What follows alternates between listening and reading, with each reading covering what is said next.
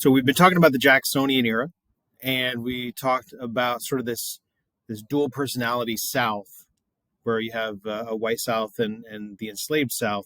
There's a freed black population in the South, obviously, and not everybody in the South had enslaved property.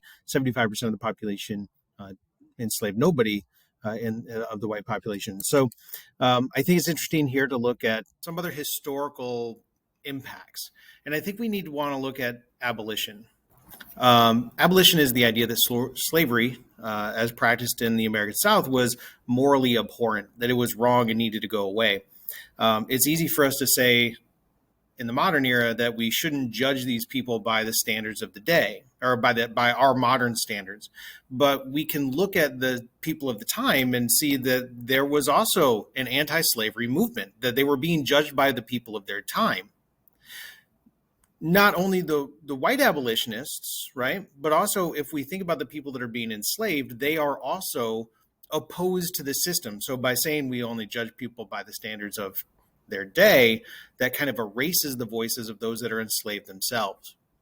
So let's look at the moments of resistance, because I think it's important. And the language I've been using of enslaved and enslaver it is purposefully used so that we can understand that the enslaved populations were people that were worthy of human dignity, and that is being deprived of them through this dehumanizing system. And as people, they have agency, and they were choosing in many different ways to resist against the system that was oppressing them. And we can see that they're trying to do this through many forms. There's work slowdowns, there's sabotage, there are, efforts at community and family building. Those are all methods of resistance, but it's also seen through actual rebellion. Excuse me. There's the Prosser conspiracy very early on. One of the biggest slave rebellions in the United States happens in Louisiana with the Germantown uprising. In South Carolina, there is the Denmark-Vesey scandal. Denmark-Vesey, a freed black former enslaved person in Charleston, was planning with several others a slave uprising, which was found out about, and Denmark-Vesey was, I believe, executed. There's the Nat Turner Rebellion. Nat Turner is interesting because he is going to use the tools of religion to try to justify his rebellion. Nat Turner was fairly educated for an enslaved person. He was a preacher. He believed that he had a vision of God that comes down and tells him to fight against slavery. So he gets a cohort of men, about 50 men together, and they initially start by killing his own enslaver and family, and then they go around the area that he is living, and they kill several other. I believe about 50 people die in Nat Turner's rebellion. He's eventually captured. He is put on trial. He gives Nat Turner's Confession, which is a book you can actually read, where he does justify it through religion. People resisted by running away, and that's the Underground Railroad you can see over there. Not an actual railroad, not a physical railroad, but a series of stops where people could escape into the north, eventually finding their way to Canada, sometimes into Mexico, trying to escape the system of enslavement. A lot of this is brought on by a religious revivalism known as the Second Great Awakening. Remember, we'd already talked about the First Great Awakening back in Standard 1. The Second Great Awakening is more than just a personal passion, but it's also going to be these big community uprisings. Not an uprising, but these big community revivals where people are coming together and they have this big emotional response, and it's going to lead to a lot of reform efforts. This is where we get the first asylum reform efforts. We get early educational reform. All of this springing out of this desire for perfection coming out of the Second Great Awakening. One of the biggest movements is going to be an abolitionist reform. People wanting to join and fight against this. One of the groups that is going to spring out of this abolition reform movement is actually a women's rights movement, partially because during abolition, several women wanted to become leaders within the abolitionist community, and there's many many modules of the abolitionist movement, and not all of them had the same exact beliefs. So the women that were part of one of these abolitionist movements were told that they weren't allowed to become leaders because there were women and only men could lead. So a lot of the women started thinking, well, if we're going to be oppressed among the abolitionists, well, maybe we should work on women's rights first, and then we can also work on abolition later. This is going to lead to things like the Seneca Falls Convention in 1848, right around the time of the Mexican-American War. A woman named Elizabeth Cady Stanton is going to run this Seneca Falls Convention. She writes the Declaration of Sentiments, which is modeled on the Declaration of Independence. She adds the word "and women," where it says all men and women are created equal. She also has a new list of complaints about all the things that men did towards women.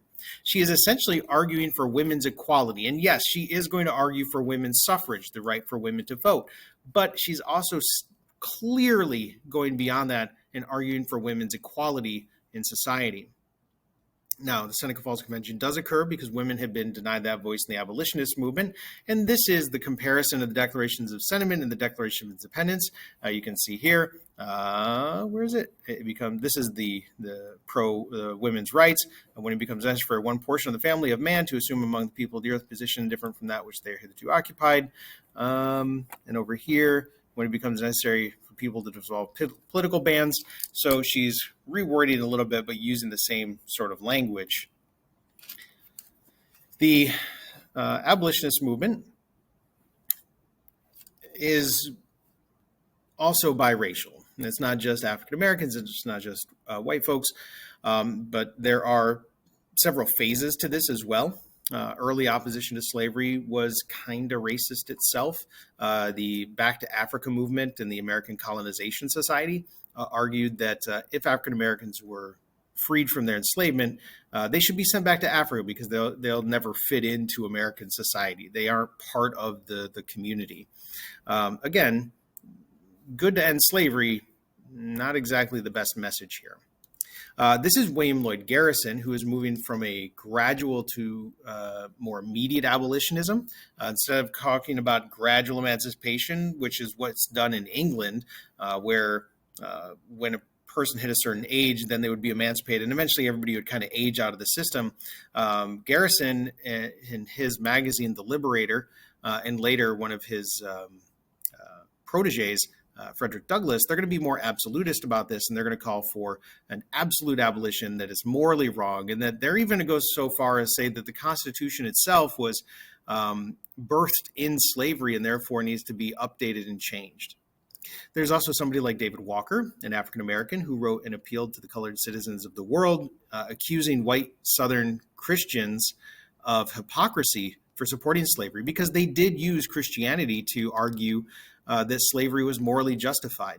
So he calls for slave revolts in response to this seemingly overwhelmingly cultural opposition to emancipation. You may know the Grimke Sisters. Again, we talked about the role of women and how women were frustrated because they couldn't become leaders. The Grimke Sisters are an example of that. There is a split in the abolitionist movement. Sarah and Angelina Grimke are going to become leaders in the women's rights movement, and eventually they're also going to write books opposing slavery. The reason that this is relevant is because they actually grew up on a Southern plantation and then left and became, I believe, Quakers, and they're going to help found the Liberty Party. They're going to be part of the Liberty Party fighting for abolition. Like I said, there are many black leaders in the movement as well. Frederick Douglass, of course, and here's Frederick up here, was an enslaved person who ran away, found his own freedom. There's a long story to that. Became a speaker, worked with William Lloyd Garrison, eventually left Garrison, changed his views a little bit, founded his own newspaper called the North Star, and became a bit of a celebrity, right? A very famous pro-abolition person. One of my favorite stories is that he was invited to speak at a women's celebration for 4th of July as one of the women's organizations in the North. And he shows up. There's a mixed audience of men and women there, almost all white.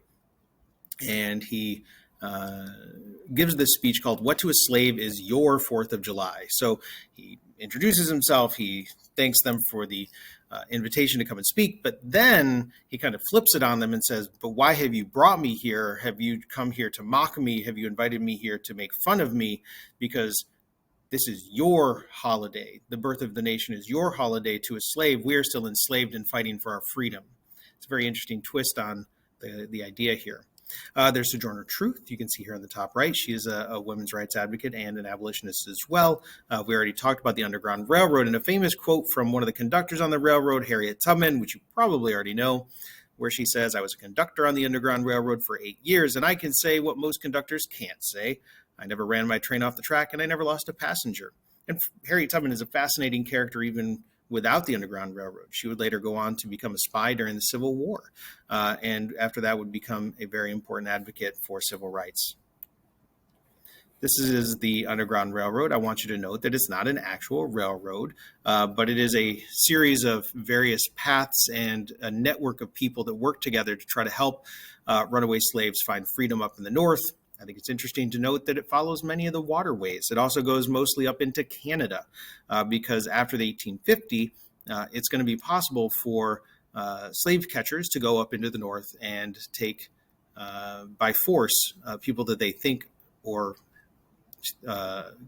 have descriptions of as runaway slaves and take them back into the South. There's a backlash to all this abolition.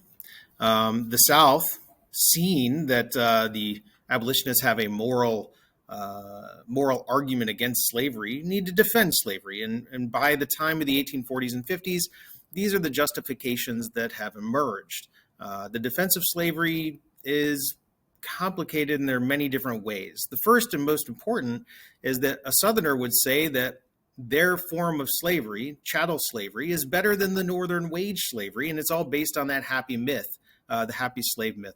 You can see here, this is a newspaper from England, but we can use this as South and North. So this is the South, right? This is slavery that exists in the South. We have fat, happy slaves that are out here playing and dancing and singing, and they even have a pet dog. But in the industrial areas, so we can substitute this for the North, you have these poor, impoverished, rickety, broken people because they're living day to day on wage and are at the mercy of the rich. So they're trying to justify by saying, yeah, sure, we enslave people, but they're better off than they would be in these other areas. They're going to argue that emancipation would destroy the American economy. Oh, dear Lord. By the time of the 1860s, right, by the time of the Civil War, the amount of investments in the enslaved labor of the South is going to be more than all other industries in the country combined. So to take away that investment would destroy the economy. They're also quite right in that cotton is the number one export product in the world, right? They're in America, sent it all over the world. So they're going to argue that it's going to destroy the American economy. So when it comes to either money or rights and natural rights, the money is going to win. They also argue about paternalism. We can see this sometimes in culture still today. The idea that some people are just better than others and they need to be taken care of, and other people need to be taken care of. In this case, the enslavers are like parents. The slaves are nothing more than children that need to be taken care of. John C. Calhoun from South Carolina is going to argue that slavery is a positive good for the black population. They were brought to America. They were taught Christianity. They're being trained on how to be civilized, and that had they been left in Africa, they would be nothing more than savages. There's also the very real fear that by freeing a black person or emancipating all the enslaved black people, that there would be a race war. There's this fear that the formerly enslaved people at that point would want vengeance over the white population, and that you can't give them freedom because then they'll target the white population. This doesn't happen during Reconstruction, but it was a fear prior to the American Civil War. So, excuse me, we'll talk more about the abolitionists as we go through the build-up to the Civil War in the next section. But for right now, let's talk about the movement into the West. And this is Manifest Destiny, also called westward expansion. Manifest Destiny is this idea that God was giving the land in the West to the Americans so that the United States had this God-given mission, not even just a right, but a mission to take the Americas from the East Coast to the West Coast, from the Atlantic to the Pacific. expand the United States. And this means that the Americans are going to be ruthlessly aggressive towards both Mexico and Native Americans that were already out in that territory. The Northerners are going to tend to move into the North, and they're going to want to have free soil. Now, by free soil, we don't mean that means they want slavery to end. They just don't want slavery around them. They want to be able to move into the North and have their own little plots of land. Now, in the South, they're going to want to move into the West, and the Southerners want to expand slavery into the West. That is their number one goal and mission, is the extension of slavery into the West. There's some supply and demand stuff in there. They wanted to keep the value of the enslaved population high. In general, though, people are going to move into the West because there is an abundance of available farmland. Now, I put available in quotes there because there are already people living on that land, mostly Native Americans, but also the northern half of Mexico is in the West. So the goal and the mission of the government is going to be to take and occupy that land by whatever means needed. This is the map of the territorial acquisitions of the United States. The pink area here is the United States as it was acquired after the American Revolution, all the way to the Mississippi. This purple area is the Louisiana Purchase. And we're going to see here Texas, Mexican Cession, and Oregon. Okay. As the United States moved west, Mexico declared its independence in 1811. And this is going to lead to more trade with Mexico. You can see some of the trade routes down here.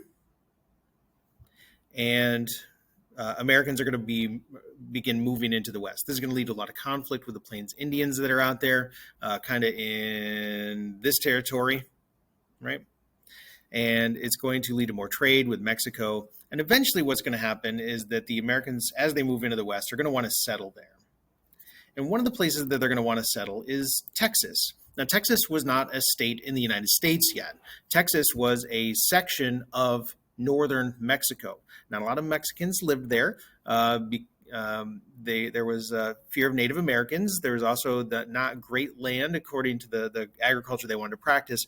So not a lot of Mexican natives Mexicans lived there. So Americans are going to immigrate into Mexican Texas. They are immigrants moving into Texas. Nearly all of them are moving from the South, and there are nearly all of them wanting to grow cotton, which means they're all going to want to bring enslaved peoples into the territory to grow that cotton.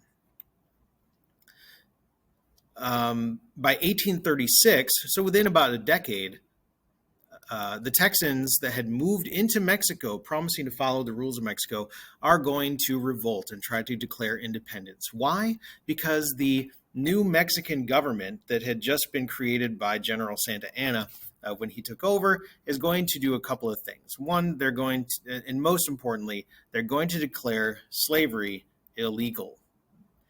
The American immigrants outnumber Native Mexicans in Texas, so they decide that they're just going to try to overthrow the government. There's a couple of important battles. This Texas War for Independence doesn't last too long. There's a big loss at the Alamo. The Americans that are at the Alamo, there's about 200 of them. They're surrounded by the Mexican soldiers. They're going to be overrun, and eventually they're going to be slaughtered. This is going to become a rallying cry for other Americans and other Texans fighting the War of Independence. Many Southern Americans, without permission from the government, are going to flood into Texas to join the military. Officially, the United States stays out of this battle because they did not want to join the war against Mexico. The most important battle that ends the war, though, is the Battle of San Jacinto, where President Santa Anna, who was the president but also the lead general, is going to be captured and forced to sign a couple of treaties recognizing the state of Texas. Texas immediately wants to be annexed by the United States. They want to join the United States, but the United States says thanks, but no thanks. The United States refuses because it's going to be a big slave state that's going to come into the Union and throw off the balance of power. The balance of power is that there was an equal number of free soil states and slave states because they wanted to maintain that ability in the Senate to kill off any bill that's thrown about slavery. It's also going to be a diplomatic nightmare, right? If they accept Texas, it'll look like the United States encouraged the revolution. So Texas remains independent for 9 years, led by this guy. What is his name? It's not Sam Houston. It's the other one. Austin. So Texas remains independent for 9 years until the election of 1844, when James Polk, a Democrat, now this time the Democrats are one of the only national parties left in the government. The Democrats want to expand into the West. Again, Southern Westerners want to expand slavery into the West. James Polk's promising this westward expansion. Specifically, he wants to add Texas to the Union. When he wins the election, the person he's taken over from, Tyler, is still in office. Tyler signs this bill to effect that allows Texas to join the Union. At this point, the United States kind of sees a war with Mexico brewing. They also want to get to the Pacific coast through the Oregon Territory, which is kind of modern Oregon, Washington. They had claims all the way up into modern Canada. But rather than fight with the British Empire, which is one of the strongest militaries in the world still, rather than fight, which was a slogan, 54-40 or fight, that's this line up here, rather than fight with the British to get all that territory, which wasn't as valuable as what they really wanted, they decided to just cut this Oregon Territory in half. They signed a treaty with the British. The British give up the bottom half of the Oregon Territory, and the United States gives up the top half, and they give up part of their land claims and just settle it through treaty. So the United States gets it, the Louisiana Purchase through a treaty, and we're going to see they get the Mexican cession through fighting. Okay, so the Mexican-American War starts, and it's kind of complicated. There was a dispute between Mexico and the United States as to what Texas was. Texas claimed to be all of this territory over to this pink area. Mexico said that Texas was only this green zone. So this pink area here, that is what's called the disputed zone. Now, James Polk wants to pick a fight with Mexico because he wants all the gold that's out here in California. So James Polk sends troops into the disputed zone, knowing that Mexico thinks that that's Mexican territory. Mexico responds by attacking what they saw as invaders, which causes a couple of Americans to die. The Americans then go back to Texas. News is sent back to Washington that the Americans have been attacked on American soil, which is really the disputed zone. Polk wanted this to happen. He had been planning for this to happen. As soon as news was spread that the battle starts, they were ready over here with a fleet in the Navy to take California. So we have this war, and people are opposed to this war. Some people are opposed to the war because it's all in that area that would have been south of the Missouri Compromise line. So this is seen as a war for slavery. People like Abraham Lincoln, a single-term House of Representative member, started proposing what were called spot resolutions. They wanted to say, where was the spot that Americans were killed? And if it was in the disputed zone, we should not go to war. But by the time that happened, the United States was amped up and ready for war, and they go to fight. Within a few months, the United States has gotten all the way down to Mexico City, surrounded Mexico City, and forced the Mexican government to surrender and give the United States all of this territory up here. Now, why didn't the United States take all of Mexico? They didn't want it. Why did they want it? Because there's a lot of Mexicans living there. So they wanted that land that was largely unsettled, which would allow them to grow into the West and expand slavery into that area. Now, the main goal of the Mexican-American War was to annex California, which was what they do. They quickly took California. They turned to Mexico City, laid siege, and forced the end of the war. And they forced the Mexican government to sign the Treaty of Guadalupe Hidalgo in 1848, same year as the Seneca Falls Convention, by the way. And the United States basically takes the northern half of Mexico, becomes the states of California, Nevada, Utah, parts of Colorado, and Wyoming, and New Mexico, and Arizona. So our entire southwest of the United States is from the Mexican cession, which used to be the northern half of Mexico. They gave Mexico $15 million, but that was really just hush money to get them to stop complaining, and they move into that area. This is going to cause a lot of conflicts about extending slavery into this territory. We're going to see that this is going to cause conflicts with the Mexican cession, or the Compromise of 1850, and then later the Kansas-Nebraska Act. And Mexico is going to be very bitter. When we get to World War I, one of the things that Germany is trying to do is get a Mexican attack on the United States because of the Mexican cession territory, which is only 70 years prior.